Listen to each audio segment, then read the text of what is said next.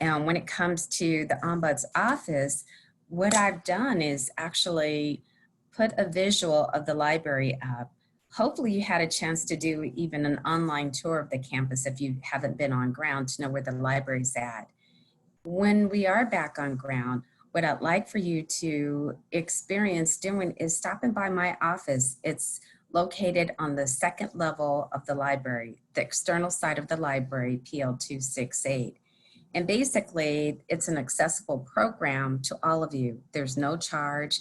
And if your parents have questions and they don't understand things, at least you can refer them to my office as well to help them understand different campus policies and procedures as well.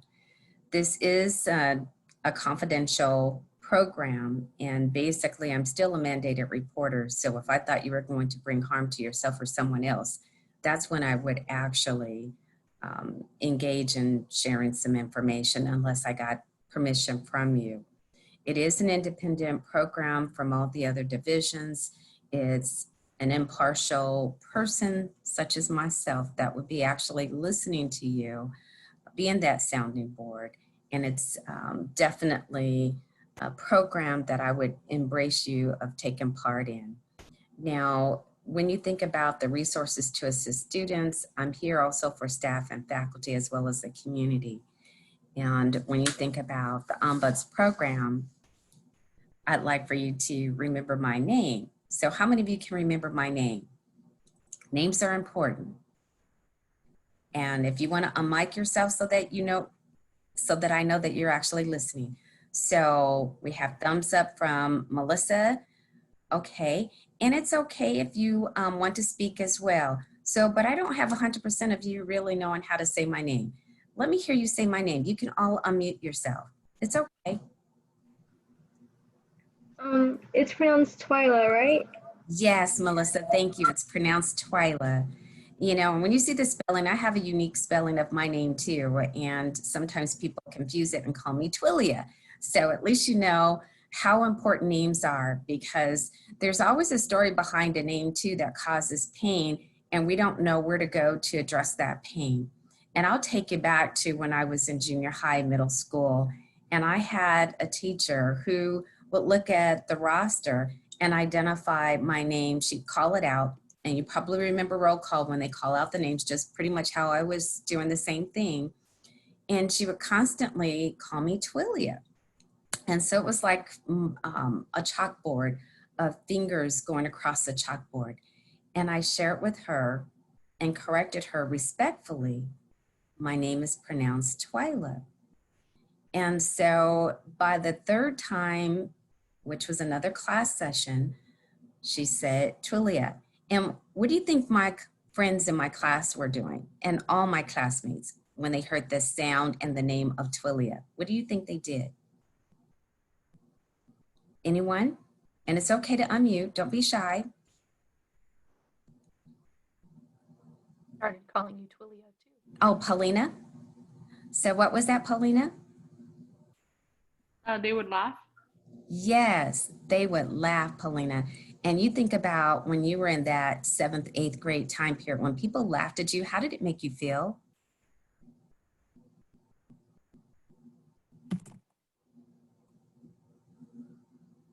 Makes you feel uncomfortable. It made me feel uncomfortable.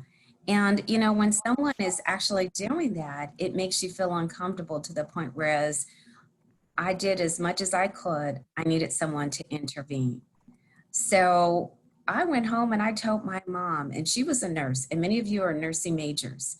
So she worked the graveyard shifts, and you know she needed her rest. But my mom went to that it was middle school counselor and shared what I was going through and had a conversation with the teacher. And I couldn't understand, if I was trying to handle it informally and dealing with it myself, why didn't that person listen? And it all started around a name. And do you know, after having a conversation with my mom and the counselor, the teacher finally got it because it affected my self-esteem. No one likes to be laughed at, but I needed someone to listen. And because of that experience, it took that learning opportunity for that person, that teacher, to later in life wanted me to be her TA. And it's really something because she didn't realize how it affected my self-esteem. And she worked hard at making that correction. But sometimes when you don't open up the lines of communication, it will go unnoticed and people will be disgruntled.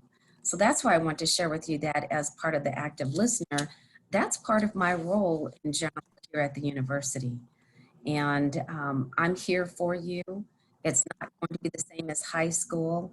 The resources are going to be a little different, including when it comes to your parents wanting to be your voice.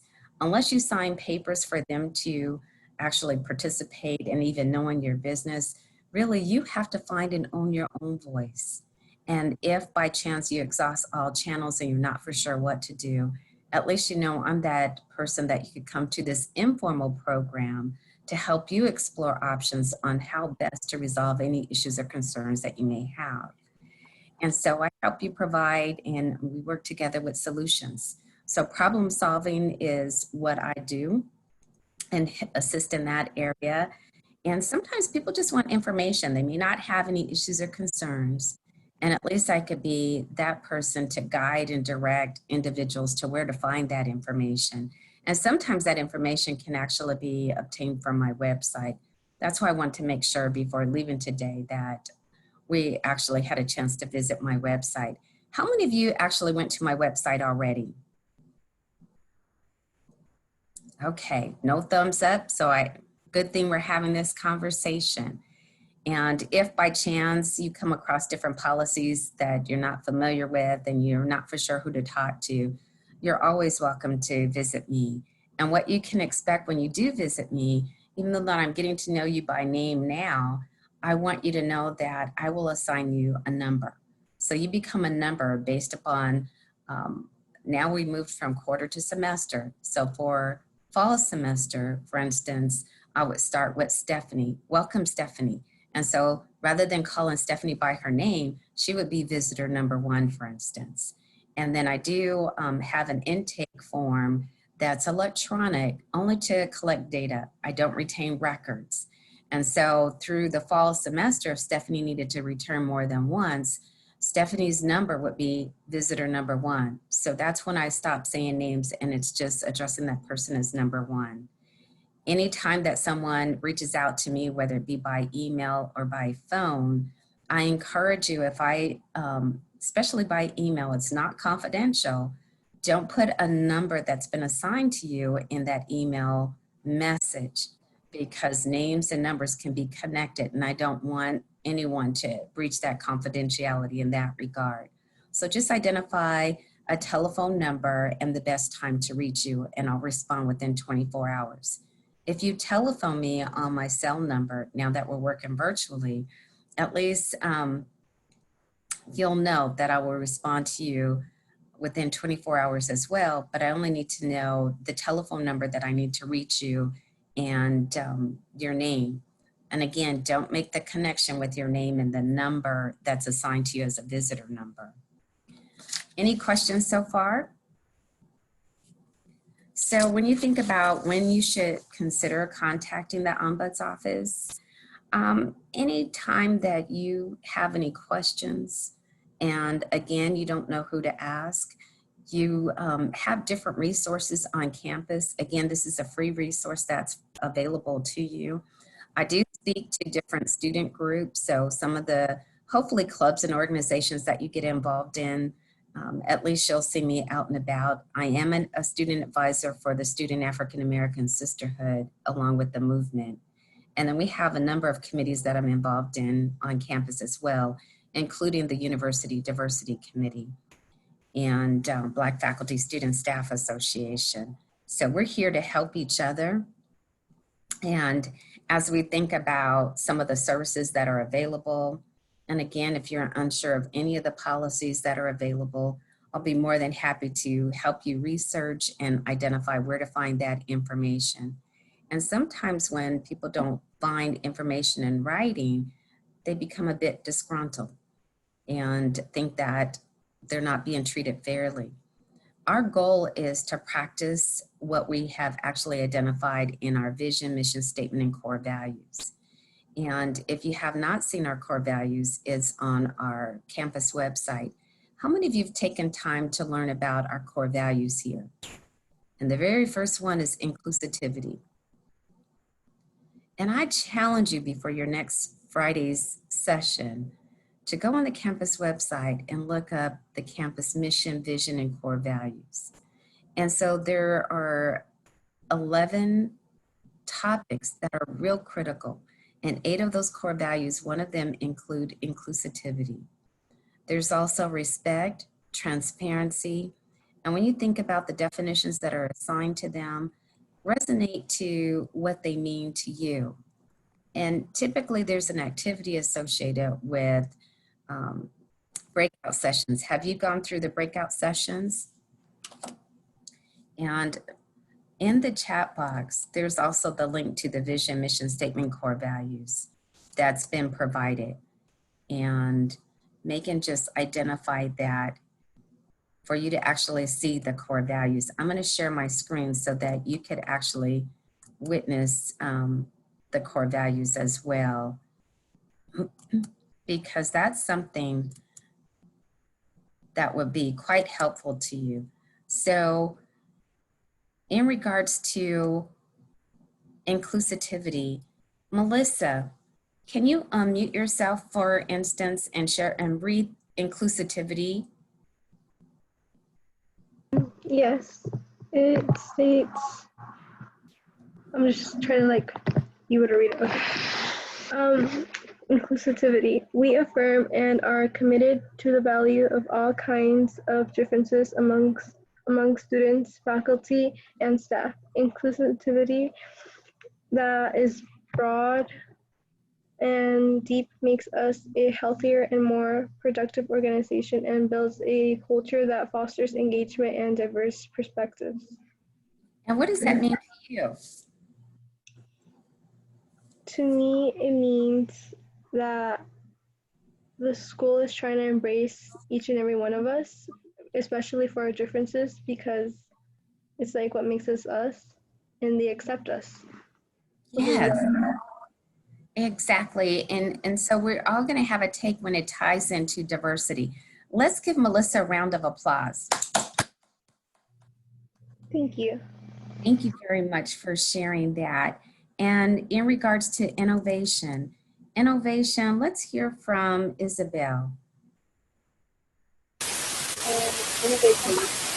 We program believe in an innovative culture and activity that fosters the creativity and rigorous application of scholarship and physical executive education. Yes. And what does that mean to you? Well, I think they're a big thing that they want us to work hard and go to better for ourselves and make the best for the experience and move forward with those issues together. Awesome. Thank you very much. Let's give Isabel a round of applause. Now, in terms of integrity, let's hear from Lisbeth.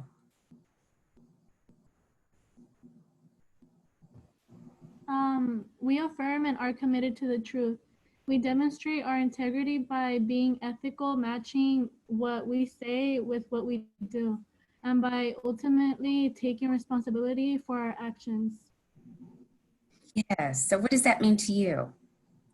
I think it means like we all rather hear the truth than like a lie, and obviously we're all responsible for our actions, because that's, you know, that's showing other people who we are. Mm-hmm. And I appreciate you sharing that, because there's integrity and ethics associated with this program too. And it starts with us being honest and true. So in your core syllabus, you'll recognize that there's going to be language associated with integrity to avoid plagiarism. And sometimes students may find themselves in this uncomfortable situation where there could be an allegation of plagiarism. So I encourage you to make sure you cite your work and really pay attention to your core syllabus. So let's give our dear friend Lisbeth a round of applause. And at least this is giving you an opportunity to know what it's going to be like in the classroom moving forward for some of your classes. Sometimes they have breakout sessions. So Candace, can you share with us about respect?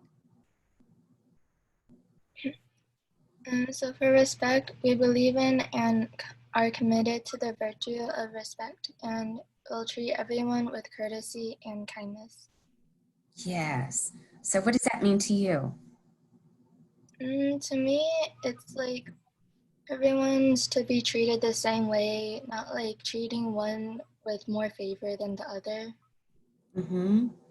And you know, we hear about respect and you're going to be in different team settings. And I appreciate you sharing that because do you have siblings? No, I'm an only child. Okay. Does anyone on the line have siblings that you'd like to share? That you have siblings or you've had a major disagreement, whether you have siblings or not. Candace, can you share if you've ever had a disagreement with a friend, someone that you know you were being disrespectful based upon maybe yelling at them? Are you sharing that? I have had like an experience of that before, but like even though we were arguing with each other and it was almost getting a little too far, we would just like calm ourselves down, take a moment to just think to ourselves, and then we'll just apologize to each other and just try to resolve what just happened. Yeah. And that's because you two loved each other and cared enough of each other to resolve that differences. Sometimes people know that they disrespect each other. And the reason why I asked about siblings is because there's an expectation that that person's going to be there. They're always going to love us. But if by chance someone moves your cheese in the refrigerator or they decided to eat something that you left in the refrigerator for later, and there could be an outburst, or there could be an outburst of someone opening up your mail in a way that we know when we're being disrespectful is where I'm going with this. And this is where we can exercise self-control, just as Candace did, to take time to cool off, count to 3 and hold it in, and just remind yourself to be quick to listen and slow to speak. Some of the conversations that have a tendency to escalate, because I do function as a mediator and work with those that have relationship issues, whether it be with an instructor, sometimes it could be instructor-student, it could be among peers. And it's all about taking time to listening for understanding, be aware of what you're saying and how you're saying it to others. And sometimes we just need to learn to disagree respectfully. And it's all about self-control, self-awareness to make that happen, associated with emotional intelligence. So let's give Candace a round of applause. Thank you. Now, social justice and equity. Let's hear from Johnny. Okay, we believe in, affirm, and are committed to equal value and dignity of all people. Fairness and equity are more than equality.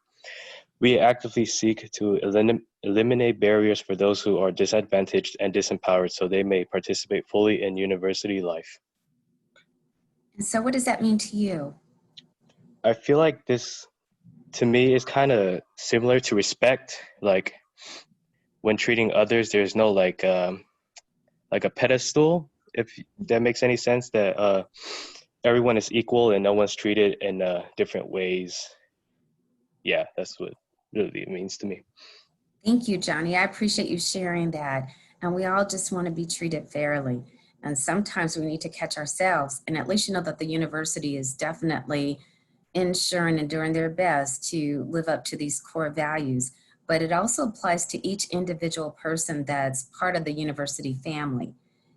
Faculty, staff, students need to be familiar with our core values and practice it. It's all linked to our behavior. So let's give Johnny a round of applause. Let's see here. Melody, let's hear from you on sustainability. Sustainability. We affirm and are committed to the sustainability of our university by the forward thinking, learning from both successes and mistakes, being proactive in moving our university forward, and by providing opportunities for continued growth and development. So what does that mean to you?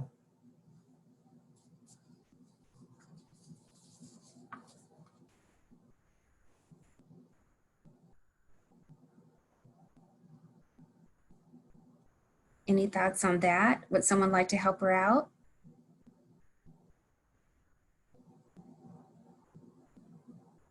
Melissa, what does that mean to you? Sustainability.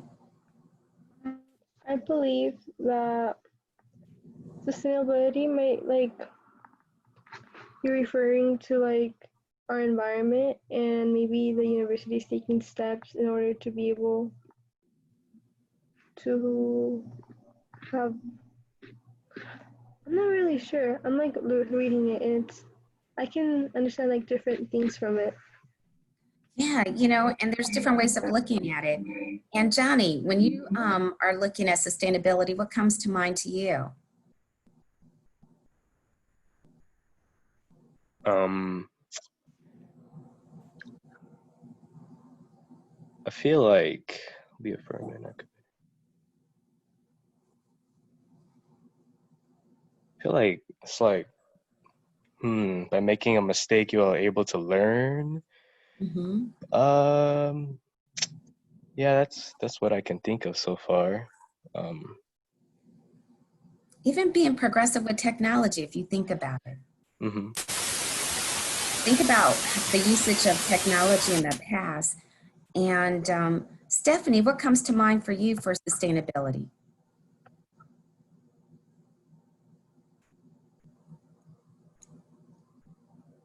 If you think about even what we're doing now is an opportunity for continuous growth and development. When the pandemic occurred, we could have just said, okay, we're not going to try to have a conversation at all on meeting the needs of our students, right? But look how technology has advanced us to the point that we can continue learning and growing. We're not stopping. We're coming up with different ways how we could actually communicate and engage each other. And I wanted to share that with you because when you think about how we need to grow and develop, we're all work in progress, and our ideas do matter. And we can find, at least the university is progressive. So let's give our dear friends a round of applause for contributing to that conversation.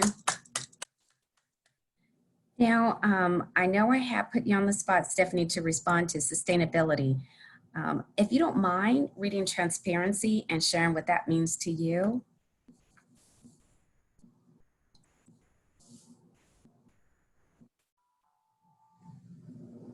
Are you there, Stephanie?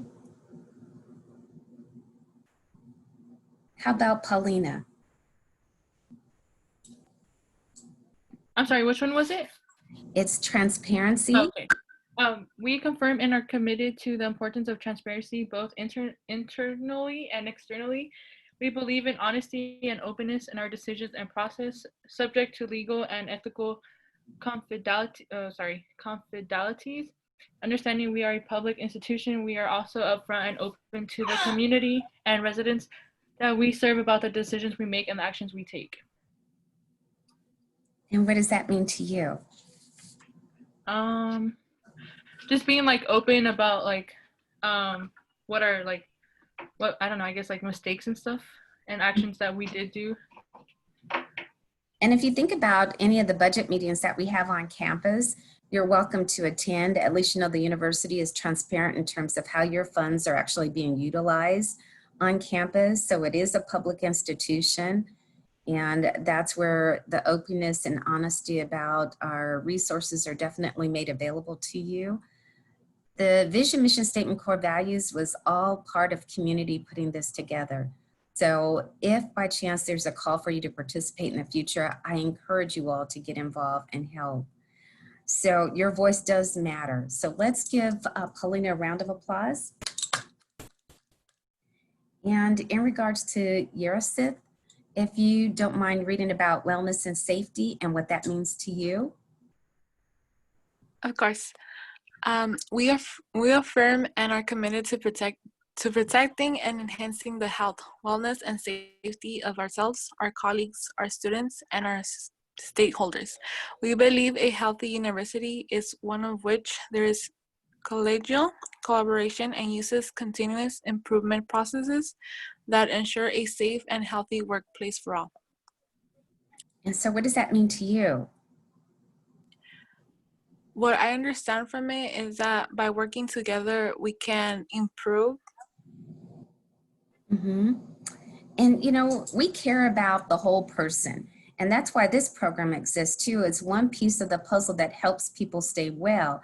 However, there's a number of services here on campus. We have university police that make sure that you're safe, even when we're working virtually. So if you need to visit campus, at least you know that there's someone there patrolling the campus, making sure we're all safe and in need. Parking services is also under university police. We have the health center, the psychological counseling center. And so some of the services that are currently being provided virtually, I encourage you to take advantage of them. Because when you think about even learning remotely, we've got to exercise self-care. So that's when you start thinking about what you need to do, what tools do you need to have to exercise self-care. And with that, I want to pull up where we were having a conversation. So let's give Yesser a round of applause. There's some disputes that I don't get involved in handling, just so that you're aware.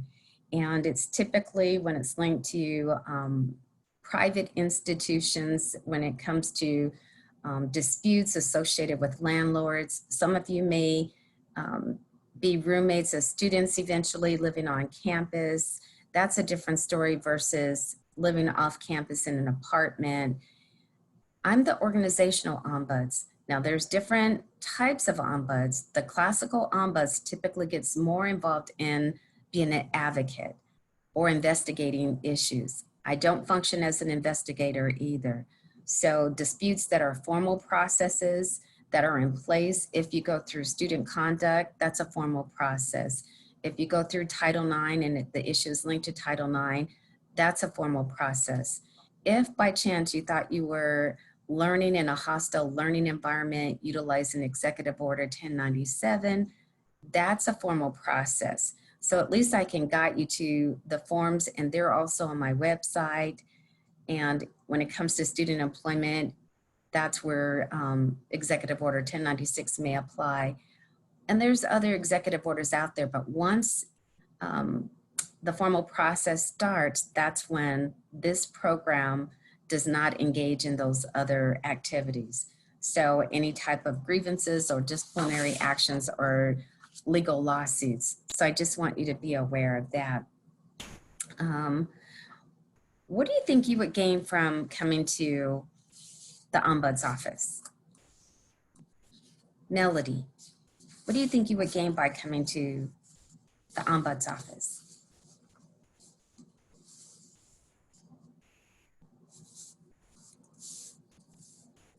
Melissa. I think I would gain either support or guidance. If I didn't know what to do in a certain situation, I know I could come to your office, and I feel like maybe you would be able to guide me in the direction I need to go in. Thank you. And I could actually role play with you if you're going to have an uncomfortable conversation with someone. So my goal is to also provide you with insight into complicated situations. And sometimes it's not what we say, it's how we say it in our body language. So if by chance we ever need to role play, at least we could right now do it by telephone. And at the same time period, Zoom isn't always confidential for the kind of work that I do. For instance, even right now it's being recorded. I don't record any conversations that I have with any of my visitors. And I want you to understand that my goal is to provide you with a clear perspective on different issues and concerns and help you identify the best solution that would work best for you. And hopefully it's an opportunity to work with all to enhance the ability to effectively work with problems in general or provide information. Sometimes when we think about communication, we've got to think about how we communicate in terms of the tools that we're using. Email communication may not always be the most effective way to communicate with people that we're having challenges with. Sometimes it's okay to pick up the telephone. If by chance someone is not being responsive, that's an opportunity to take a different approach.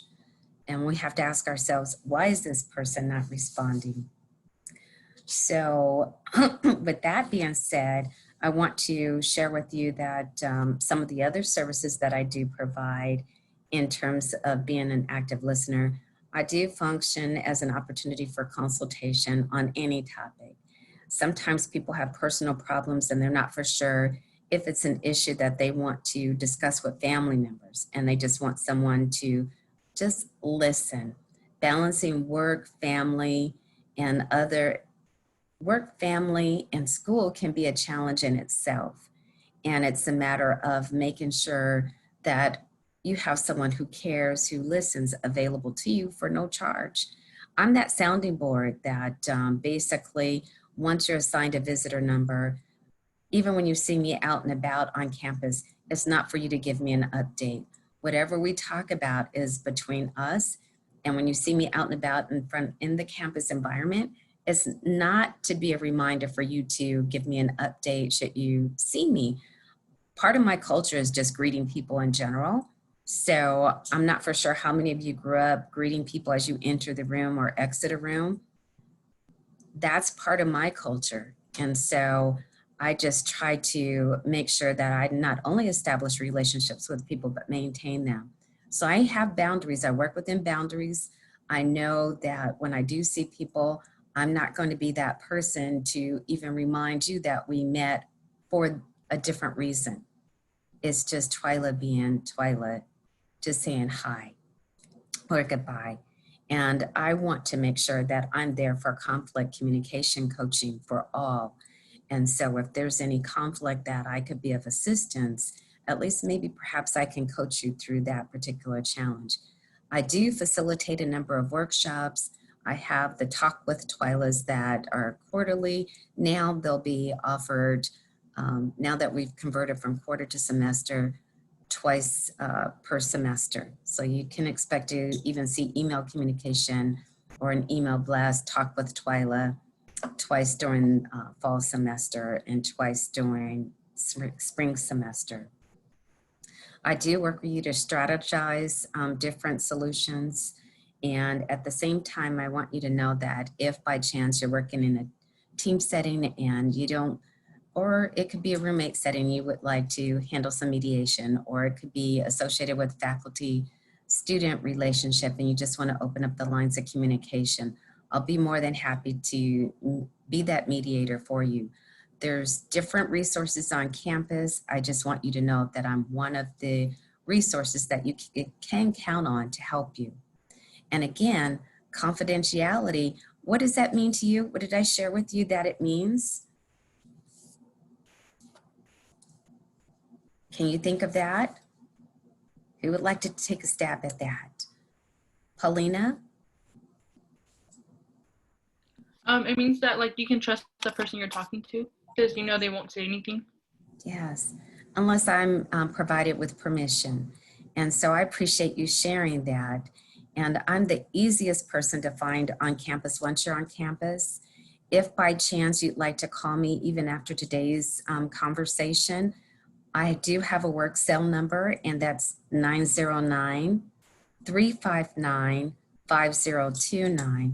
And what I'd like to do is take you to my website. Let's see here. So that at least you'll be familiar with the language there. Let me just pull that up a little differently. What have you learned so far while I pull this up? What I have learned? Mm-hmm. I've just learned more about what you do. I feel like in the beginning I was a bit more confused, but now I'm starting to understand like the different services that you can provide us. Awesome. Thank you. And it's so easy to find my information. You could actually search Ombuds in the search engine, or on the front page at the very bottom, it's under other services, so other resources. Where did it go on here?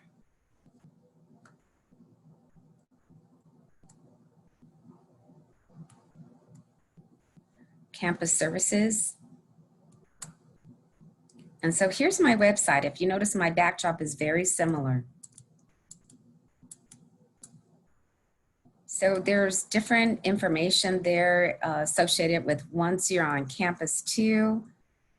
There's at the tab section,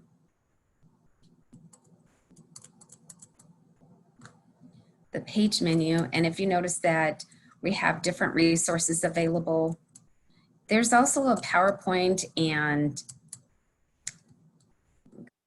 resources. Popped up. Get rid of this. So that you can see that there's a tab just for you.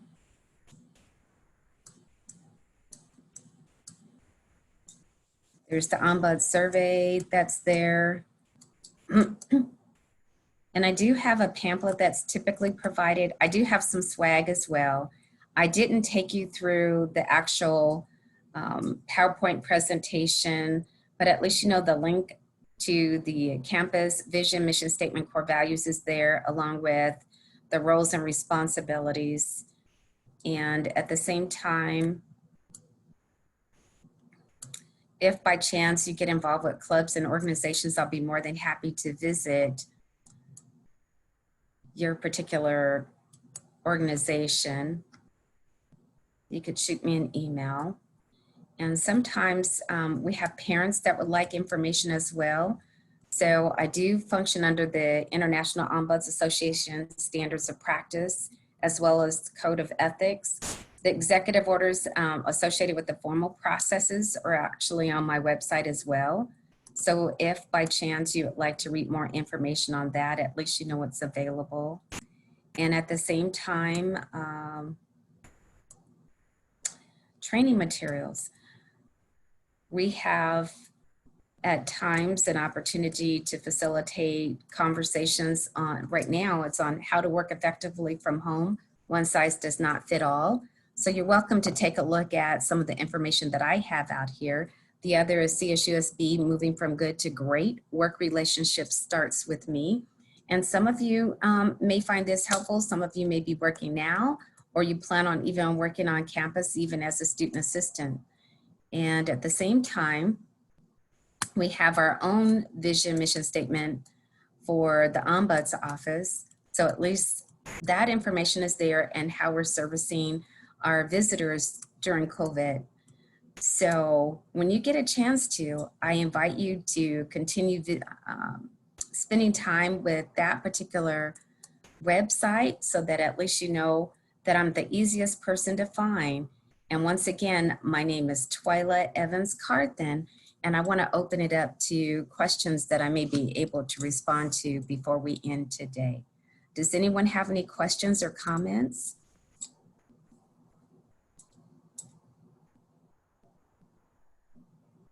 So with that being said, I really wish you the best of luck.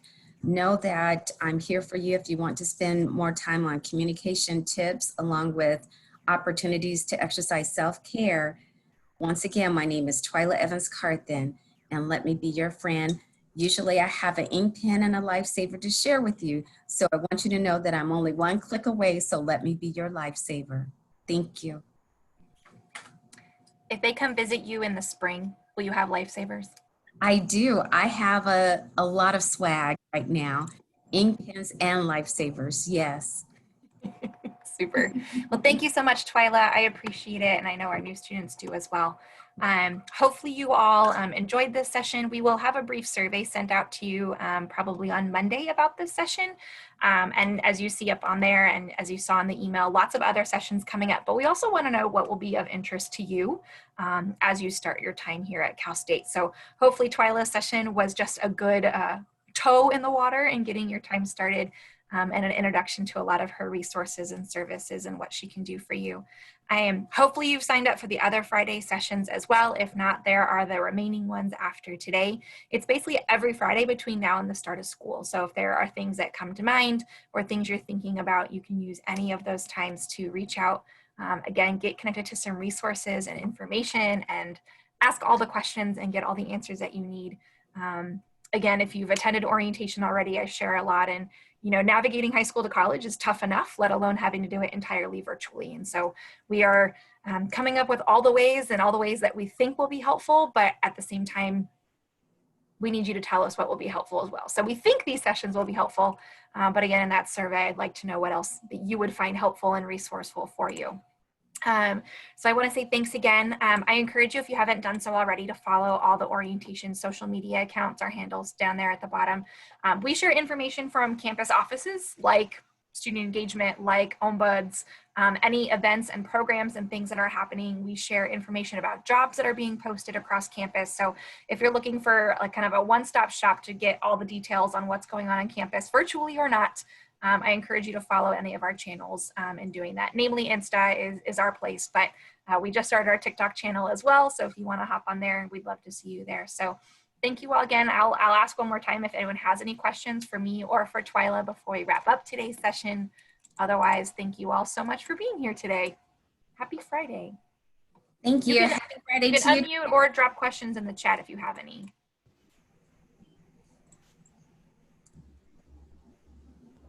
I'm good for now, but thank you guys for having this platform for us. You're very welcome. And once again, welcome to the Coyote family. Yes. Thank you all for being here today. Have a great afternoon. Have a great weekend. Bye now. See you. Take care. Thank you again, Twyla.